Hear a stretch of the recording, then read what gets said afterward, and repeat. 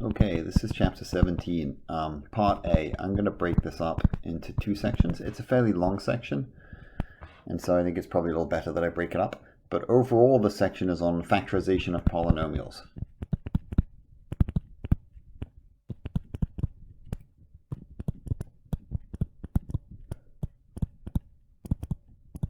And so what I'll do first is, in this section, is I'll talk a little bit about the idea about factorization and what's called reducibility, and go through some tests that we have. And then there's a connection to quotient rings, and I'm going to leave that for part B.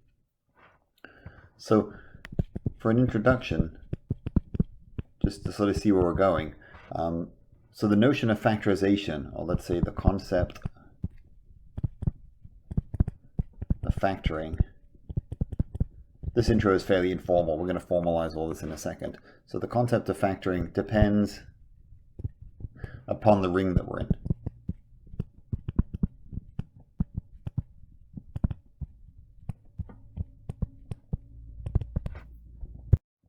So for example, again, somewhat informally, if you consider the polynomial p of x, which is 2x plus 2.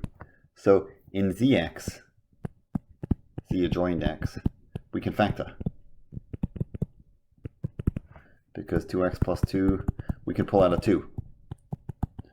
And the result are two things that are both in zx.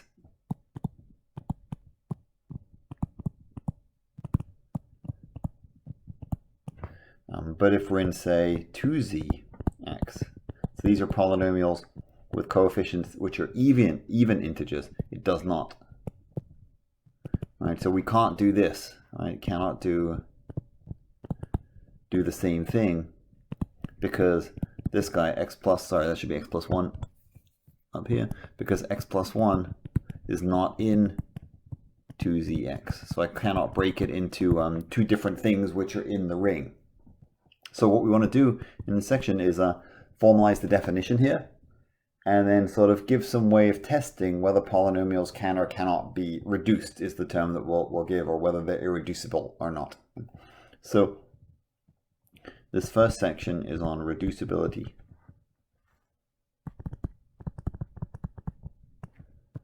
And so it'll be a definition and a bunch of tests. So we're going to start in this case with an integral domain. So that D be an integral domain. Basically, if you have zero divisors, all the structure here sort of breaks down. So we're going to stick with an integral domain.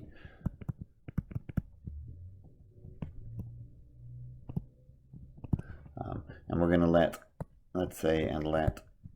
f of x be a non-zero. So I'll use this phrase a lot, a non-zero and non-unit in D adjoined x. So I'm not going to take 0 and I'm not going to take a unit. So in like z adjoined x, I wouldn't take 1 or -1. So we say that f of x is reducible. So the phrase is reducible over D.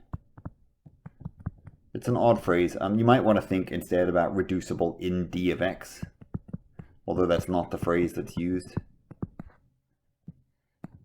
So basically the idea is, if we may write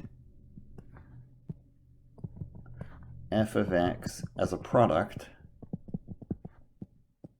g of x, h of x,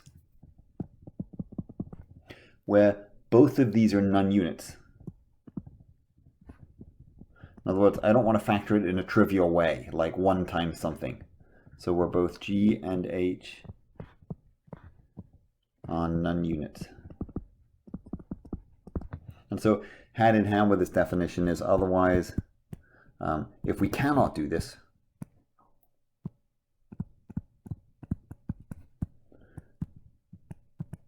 then we say that f of x is irreducible over D.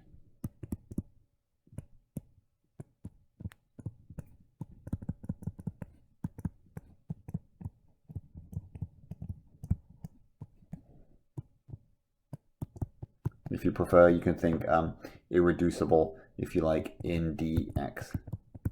There's maybe a sort of better way of thinking about it, although it's not the phrase that's used. So just a little note here. just to clear up this business about units, is basically if you're going to reduce it, it has to be in a meaningful way. So for example, this is a generalization of, for example, factoring numbers. Right, so think factoring numbers. Right. Like 6 equals 2 times 3 counts. Right? I would say that's a reasonable factorization, but I would not say that 6 equals 6 times 1. Like, it doesn't really count. It's sort of meaningless. So in the first case, you would think this is reducible. In the second case, you would say it's irreducible. Or, like, that's a bad way of saying it. That's a bad example because 6 is reducible. But in the second case, you would not say that you have reduced it in this case.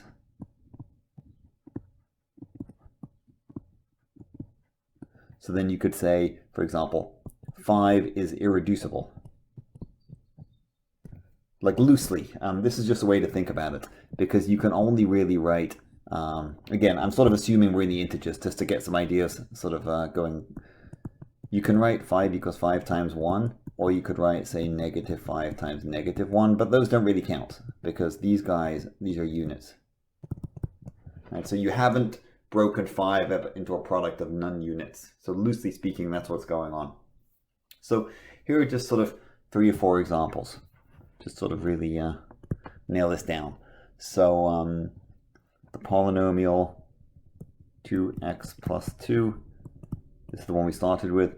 This is reducible over z. And I'm going to sort of write this. This is sort of a slangy notation, reducible slash z. So reducible over z. Since 2x plus 2 equals 2 times x plus 1. And these guys are not units. They're non-units in zx. So there's a context here, that zx, that comes from the reducible over z. So it's a good first example. So second example, same polynomial, 2x plus 2. This is irreducible over r. So think about why that is, right? If you try and factor this,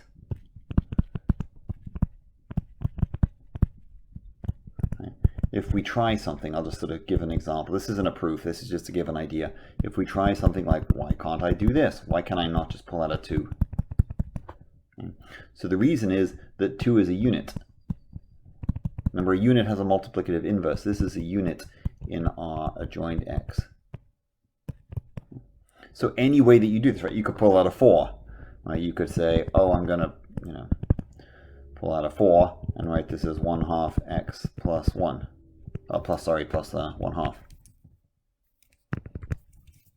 Let me clean that up a bit. But that's a unit. So any way that you try to factor it, you end up having a unit as one of those two things because you're in R and it's somewhat different, right? Next example. So the polynomial, say, x squared minus 5. So this is reducible over R.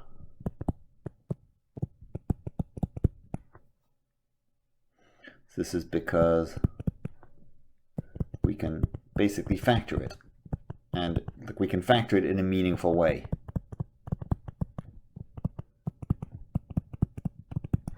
And neither of these is a unit.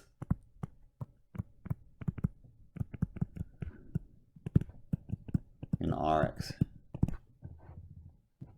Something like, say, x squared minus 5, however, is irreducible over q, because we cannot even factor it. Whereas something like x squared plus 5, this is reducible over the complex numbers, because we can factor this in this case.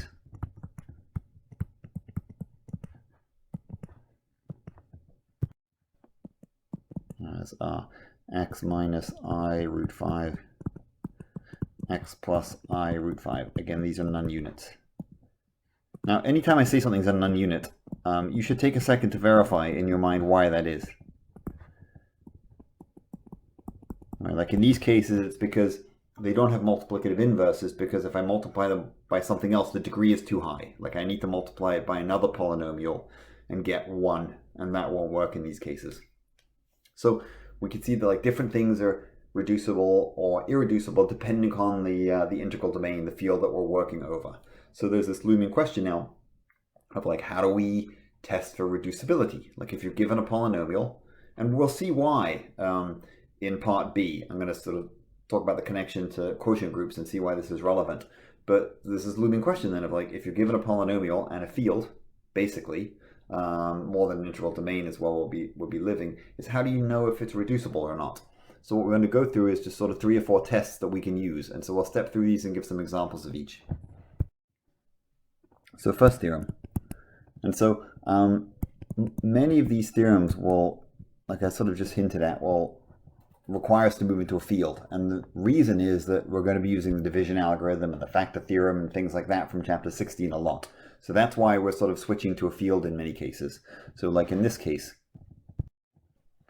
So I'm going to give each of these a name because each of these has a name that'll help remember. This is reducibility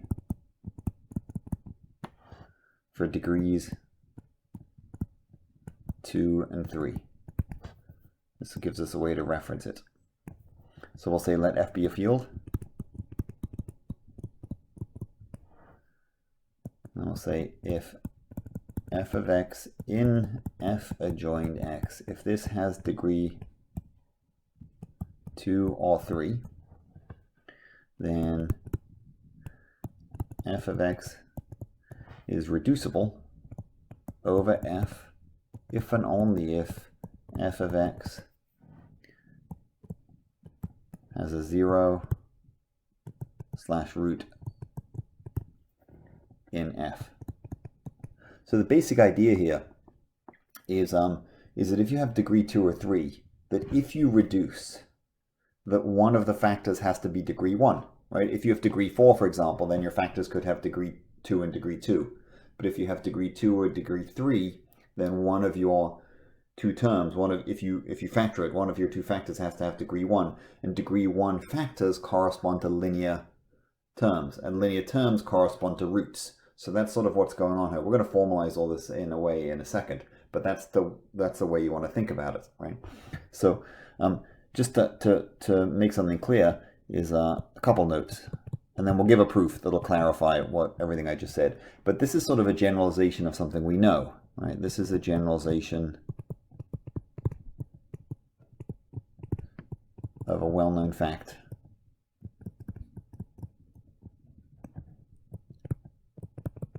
In, say, Rx.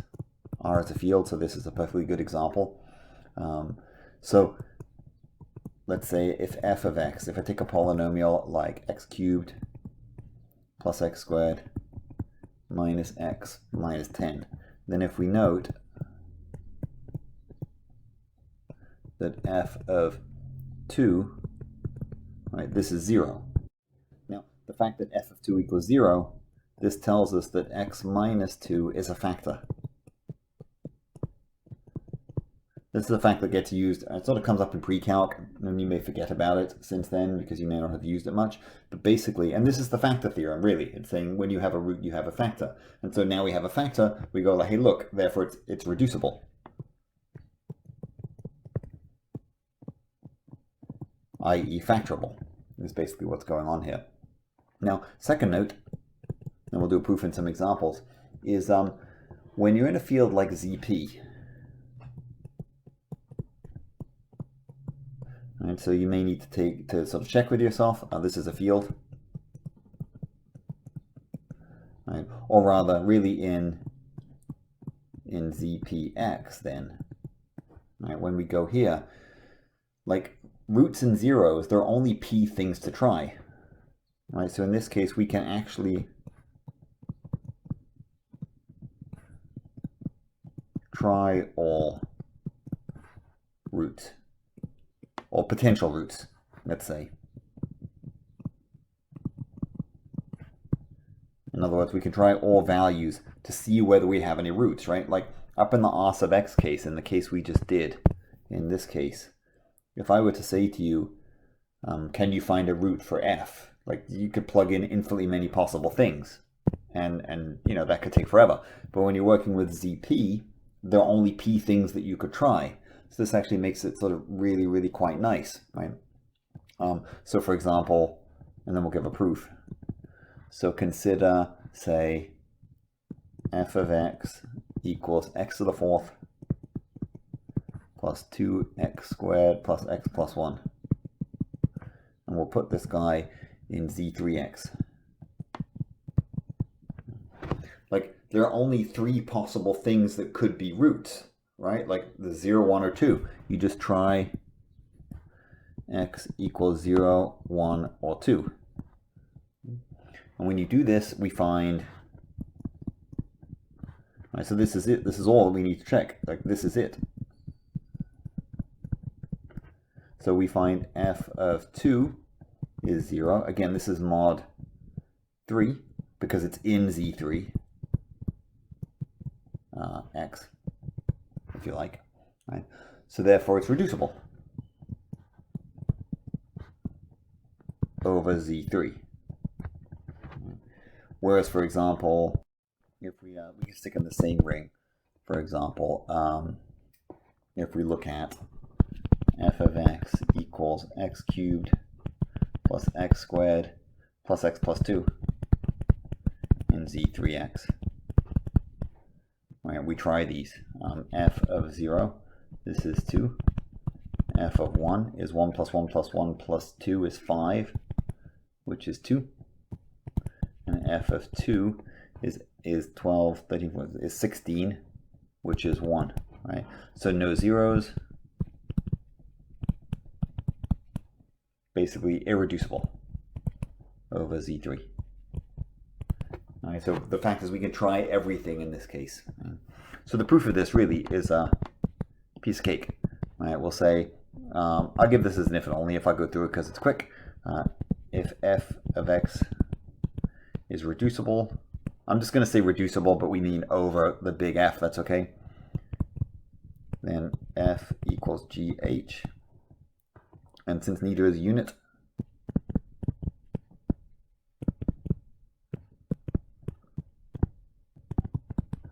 one of them must have degree 1 and the other must have degree 2. Because in a field, all constant terms are units.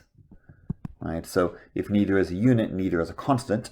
So since neither is a unit, one has degree equal to 1.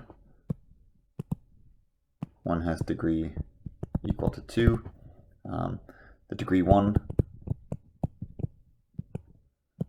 bit, if you like, therefore corresponds to a root. And for the reverse direction, because it's linear, right? So, and linear terms correspond to roots. For the other direction, suppose f of x has a root. And by the factor theorem,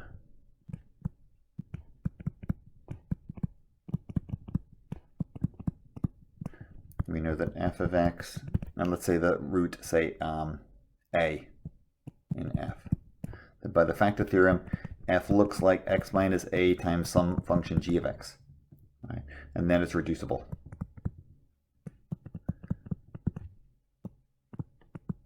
And again, both of those recognize that both x minus a and g are units, are non-units. So really make sure that you see why that is. So the big critical thing here is that this doesn't work if you're not in, degree 2 or 3. So this is a really important note, is it's really easy to get carried away. This fails in degree 4 or higher. So if you have a degree 4 or higher polynomial, you cannot use this, it's trash.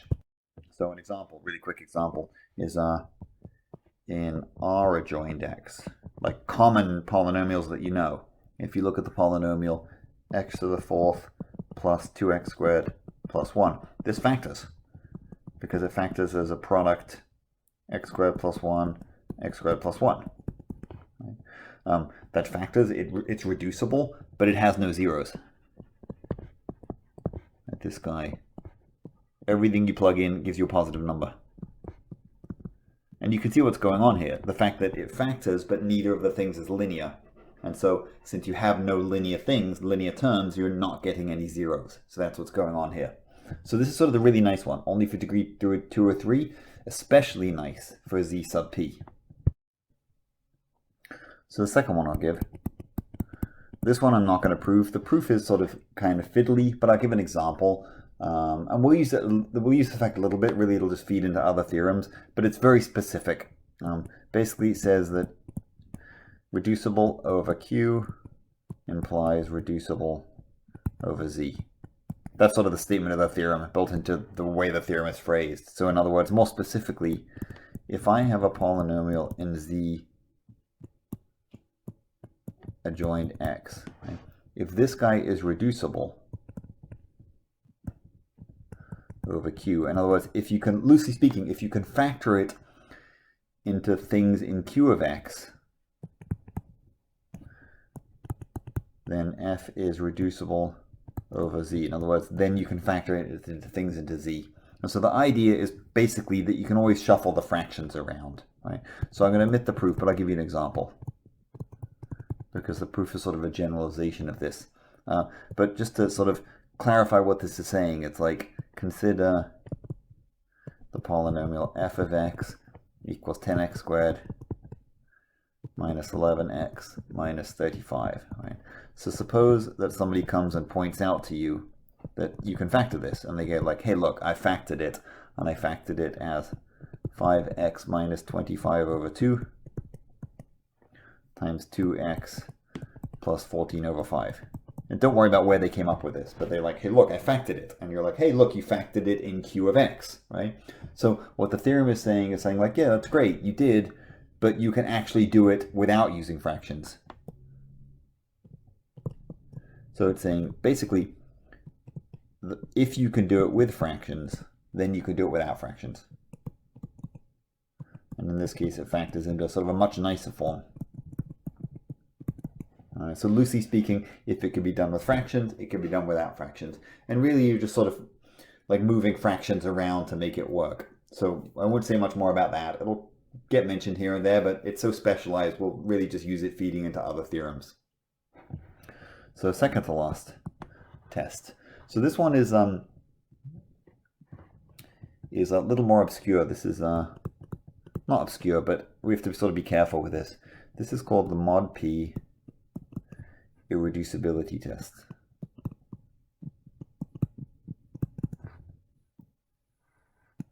And so let me sort of I'll write this, and then I'll basically sort of try and say in more friendly terms what it means. Right? So it says that f of x, this is specifically in Z adjoined X.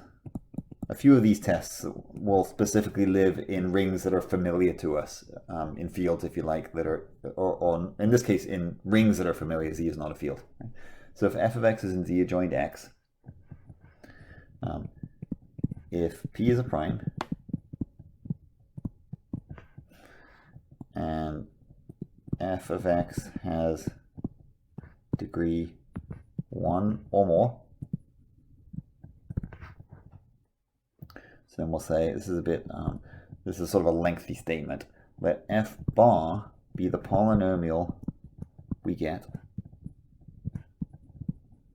when the coefficients of f are reduced mod p. In other words, you take f and you just reduce its coefficients mod p, and you get a new polynomial with different coefficients. So it turns out if the degrees are the same of f bar and f, and if f bar is irreducible over zp, then f is irreducible over q. So let me clear the left-hand side and write that. I should have sort of started this fresh on the other side. So then,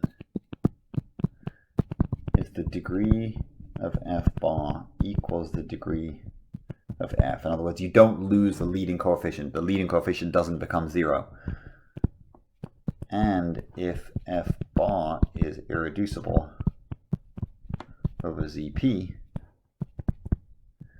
then f of x is irreducible over q. So this is particular night. So a couple notes about this. So the first note is the way this is traditionally used is you try and find a prime that makes this true. Right? So the general use is you try to find a p, and we'll see this in an example, which makes this happen. So the goal here is to prove irreducibility. It doesn't prove reducibility. Right? It's not an if and only if.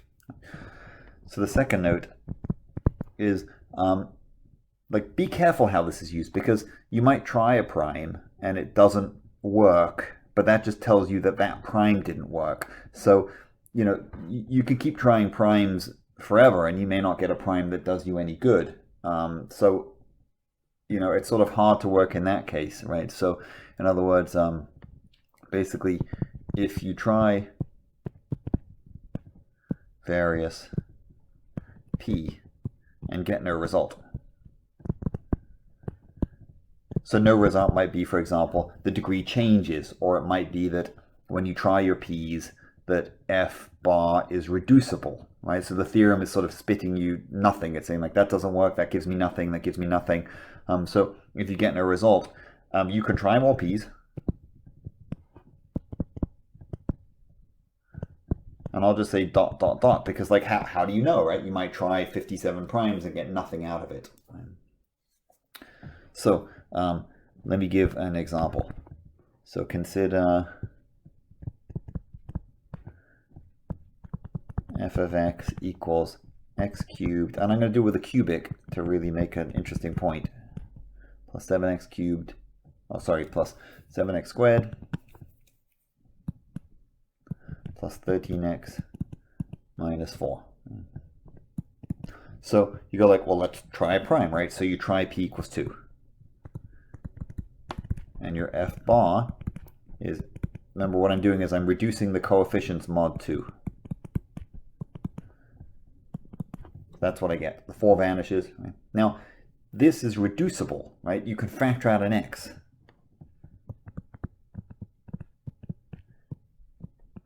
Over z2, right? Because it equals x times x squared plus x plus 1. So this gives you no conclusion, right? From this case, for this prime. So then you go, okay, well, let's try p equals 2. So then you go, okay, so then you reduce your coefficients. Now notice in the p equals 2 case, the degree is still good, right? The degree doesn't change. Right, if the degree went down, that would be bad. Then you have no conclusion. So if you reduce it in this case, mod 2 in this case. Oh, sorry, this p equals 3. Then you get x cubed plus x squared plus x. And then negative 2 is the same as negative 1, which is the same as 2. Right? So now then you might say like, well, is this reducible over z3? So this is interesting because now you can go back to the mod, the degree 2-3 test, and you can say like, well, I can check if this is reducible by trying all of the possible roots, right? So I'm sort of putting two tests together.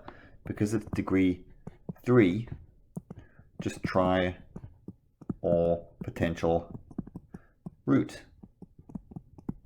So you go, okay, so then we go f bar of 0 is 2. The only 3 things to try. F bar of 1. That's, let me plug this in, that's 1, 2, 3, 4, 5, that's 2, because everything's mod 3. An f bar of 2, that's 12, 13, 14, that's 16, that's 1. Right? So notice what happened here. We've got no zeros, so because it's degree 3, we've got no linear terms, and so therefore it doesn't factor, therefore it's reducible, it's irreducible. So just to run through the train of thought, this is what's going on here. We go, okay, so what's the deal here? We go, all right, so there are no root / zeros, if you prefer the term. So this means there are no linear terms. So this means because it's degree 3, it doesn't factor. loosely. Right? In other words, it's irreducible over Z3. This is by the degree 2-3 test. A couple pages ago. So therefore, in this case, F bar irreducible over ZP. This, therefore, by this theorem, implies that F is irreducible over Q. In other words, the original polynomial, way back at the beginning, this guy does not factor. Right? You cannot factor it over the rational numbers. Right? Now, you can factor it over the complex numbers, because in the complex numbers, you always have enough roots, but in the rationals, in the integers, won't work, doesn't work. And so there are a bunch of tests that got dovetailed together here. So for a proof of this, proof is fairly straightforward. So what we're going to do is we're going to suppose that we're going to do this basically by contradiction. So suppose F is reducible over Q. So, because remember, this was if we look back, it's still kind of on the screen. This was the deal. Right, that's sort of the meat of what we're trying to prove, right? So if it's reducible over Q, right, because we're going by contradiction, then we've already seen that if it's reducible over Q, it's reducible over Z. That was another theorem.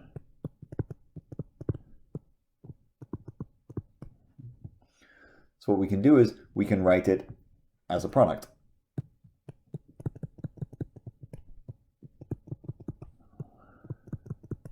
This is with, and now these two guys, they'll have smaller degree. So the degree of G will be less than the degree of F, and the degree of H will be less than the degree of F. So now what I'm going to do is I'm going to reduce all three of these mod P, all the coefficients. So we reduce all three of the coefficients, mod P, and this is what we get. All right, what we get is F bar is G bar times H bar. I'm going to omit the parentheses X's for a second. Now at this point, if you look at the degrees, the degree of F hasn't changed. So the degree of F bar is the same. So take a look. Look at the degree of G bar. Now, G bar may have lost degree, right? The coefficient may have gone down. The leading coefficient may have vanished, for example. So this is less than or equal to the degree of G. Right? This is less than the degree of F by the above, and this is equal to the degree of F bar, because that was the assumption. Right? So similarly, for the degree of H bar, this is less than the degree of F bar. So what's happened here is we've managed to factor, right? So G and H bar, they still have to give us a product that gives us F bar. So the degrees still have to add up to be the degree of F bar. So what we've essentially got here is we've got a factorization of F. Basically we have reduced F bar over ZP. And this is a contradiction, because we're assuming that in this case, or rather, I guess we're not really doing it maybe by contradiction, by contrapositive if you like. Thus we have reduced F bar over ZP, QED. So what we've shown here is that if F is reducible over Q, then F bar is reducible over ZP. And that's the contrapositive of what we wanted to prove. So this is especially useful when you have degree 3 or degree 2 polynomials, because you can try all the roots in your various p's, but it still works in higher ones if you can sort of play around with the factors a little bit. So there's one more test I want to give. It's a little bit more obscure. The proof is in the notes. I may or may not put the proof in this video as I go, but I'll definitely do an example. So the last one, E, is Eisenstein's criterion.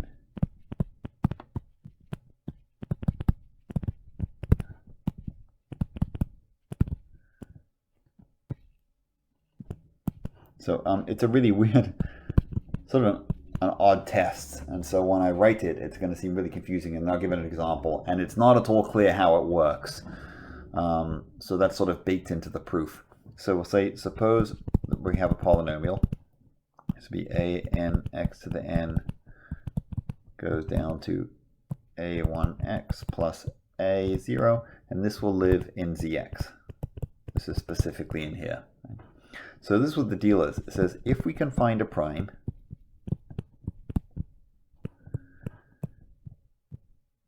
p such that the following holds, right? Here's where the conditions are sort of weird.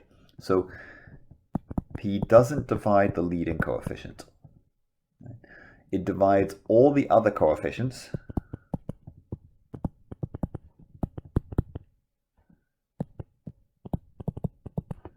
all the way down to a0, but its square does not divide a0. Right? So if you can find a p that satisfies that, then f of x is irreducible over q. So this sort of seems a bit odd. So let me actually do the proof, because the proof sort of gives some insight as to why this is true. But actually, let me start with an example. So consider, the example might help us see why this is going on. Saying, say 6x to the 5. This is really nice for big polynomials, but it's so rare that it works, because finding a prime like this is sort of very much a one-off. So 6x to the 5th plus 5x 4th minus 25x cubed plus 15x plus 10. So notice 5 works. It doesn't divide 6. It divides 5, negative 25, like in this case. R5 doesn't divide 6. 5 divides 5. 5 divides negative 25.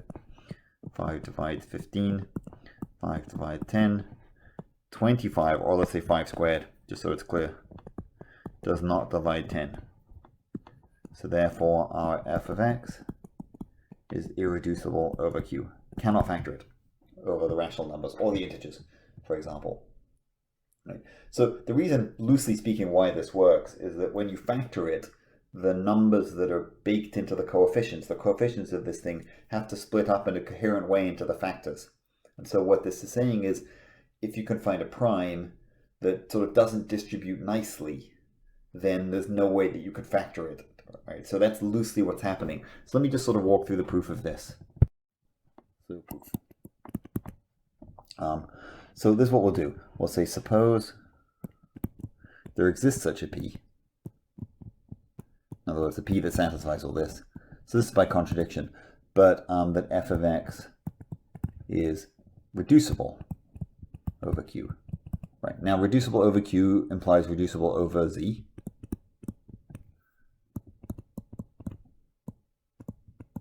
This was the theorem from earlier. So what that means is I can factor it. Right, so we can write f of x equals g of x, h of x, and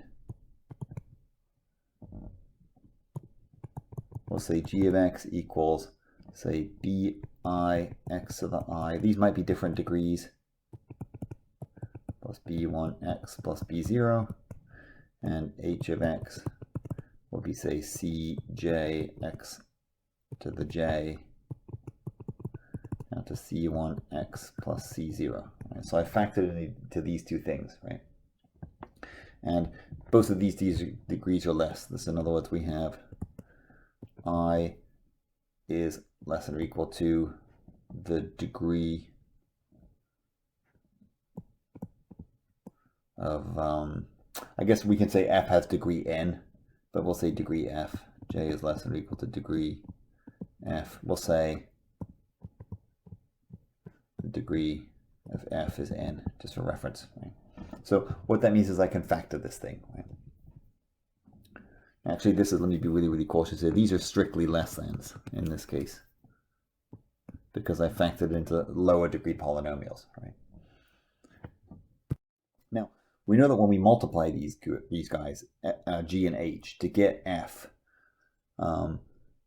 we know that, I guess I need to be really, really cautious here. So in this case, let's just keep in mind that our F is this. I'm being a bit sloppy referencing it. So this is our F, which is why we have degree n. Let's not lose track of that like I was about to do. So here's the deal. When I multiply G and H, I get F. And I know some information about how these things work. So for example, the constant terms of G and H multiply to give us the constant term of F, right? So we then have B0, C0 equals A0. Because that's what happens when we multiply these polynomials. Now, from the hypothesis, we know that P squared, that P divides A0. So since it divides A0, it divides one of the two.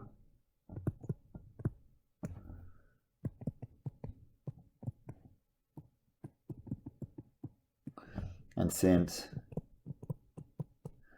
P squared does not divide A0, it doesn't divide both, right? It cannot divide both.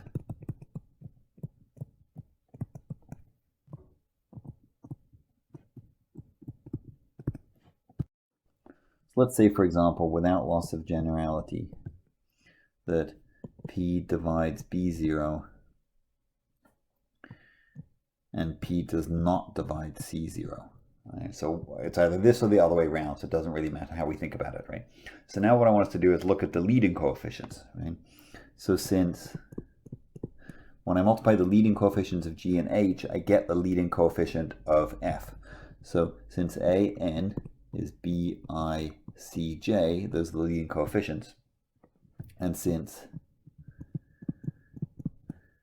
P does not divide AN, this is one of the hypotheses, we know P does not divide BI and P does not divide CJ.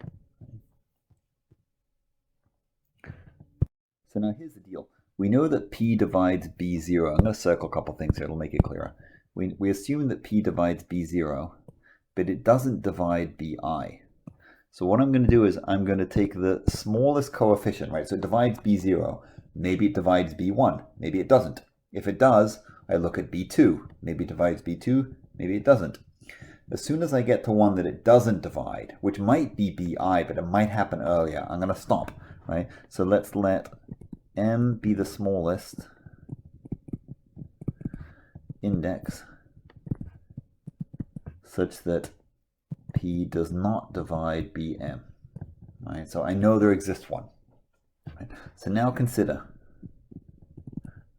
when we calculate A sub M, right? So this is sort of, this next fact comes from when we multiply polynomials. So you sort of have to take this upon sort of faith or remember the calculation. When you find a result of, when you find one coefficient and you're multiplying polynomials, basically you take all the coefficients in the two polynomials that you're multiplying that have indices that add up to that particular index. So in other words, this is B0 Cm plus B1 Cm minus 1. And this goes up to Bm minus 1 C1 plus Bm C0. Now, if we look at this, right, I'm going to try and squeeze this in at the bottom, right? So we know that P divides AM. And P divides all of the B's up to but not including the last one. So P divides B0, B1, up to Bm minus 1. So P divides all of, divides this, divides all of these. So therefore it absolutely has to divide this thing right here on the right, because the thing on the right, BMC0, is equal to AM minus all the other junk, right? So this says that P divides BMC0, but this contradicts the fact that P does not divide Bm and P does not divide C0. And that last fact, right, just in case you sort of lost track, right, this fact right here came from up here. So it's a bit confusing because we're sort of tracing coefficients as we go through. But at the end of the day, this is what we get. So really, it's sort of an odd theorem. It's very specialized. It only works in this one sort of case where you can come up with such a prime, which is very rare. It's absolutely not an if and only if, right? If you can't find a prime, the theorem's just useless. So it's specialized in that regard. But when it works, it's like the hammer that works for the one thing, like the tool that works for the one thing. So that's the end of part A. I'm going to put the connection to quotient rings in a part B. It'll be fairly short, but I feel like this is a good place to stop, having the definition and a bunch of criteria available.